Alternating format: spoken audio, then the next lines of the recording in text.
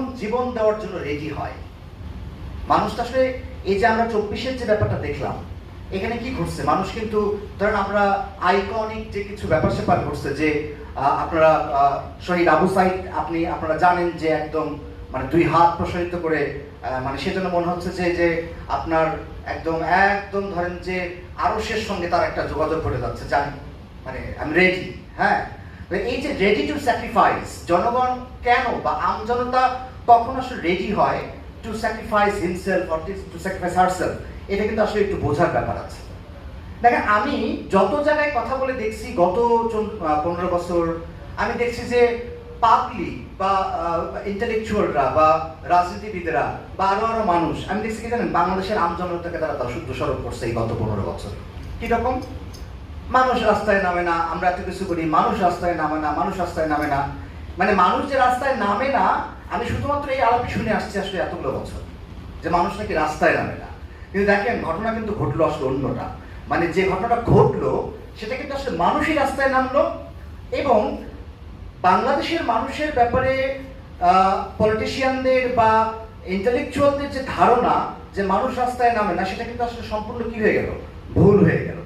এবং মানুষ যে রাস্তায় নামে না এই কথা যে তারা কোথা থেকে পাইলেন, এটাও আমার একটু মাথায় ঢোকে না। কারণ আমরা কিন্তু খেয়াল করে দেখবেন, 1952 আমাদের ঘটনা, হ্যাঁ, 69-এর গণ অভ্যুত্থান আমাদের ঘটনা, 1971 আমাদের ঘটনা। তো এত ঘটনা, 1990 মানে 90-এর গণ অভ্যুত্থান, মানে এত কিছু ঘটনা আমাদের সামনে আছে, তারপরেও দেখবেন যে আমাদের পিপলকে দোষারোপ করা হয় যে মানুষ নাকি রাস্তায় নামে না।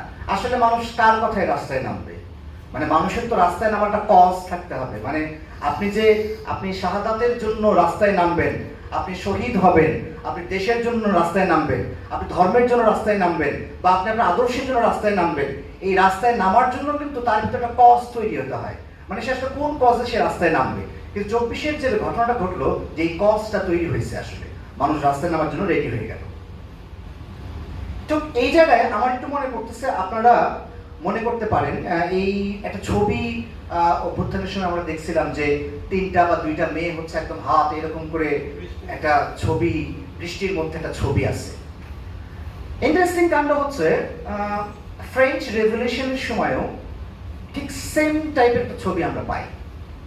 হ্যাঁ, আমি এটা সে সময় দেখছিলাম যখন এই অভ্যুত্থানটা হয়ে যাচ্ছিল বা অভ্যুত্থান যখন হচ্ছিল বা অভ্যুত্থানের পরে। আমি আসলে একটু ফ্রেঞ্চ রেভলিউশন নিয়ে আমি আগে জানতাম না, এখনো জানি না, কিন্তু একটু তো ওই মানে ইউটিউবের যে জ্ঞান আর কি, সেটুকু জ্ঞান নেওয়ার আমি ট্রাই করছিলাম।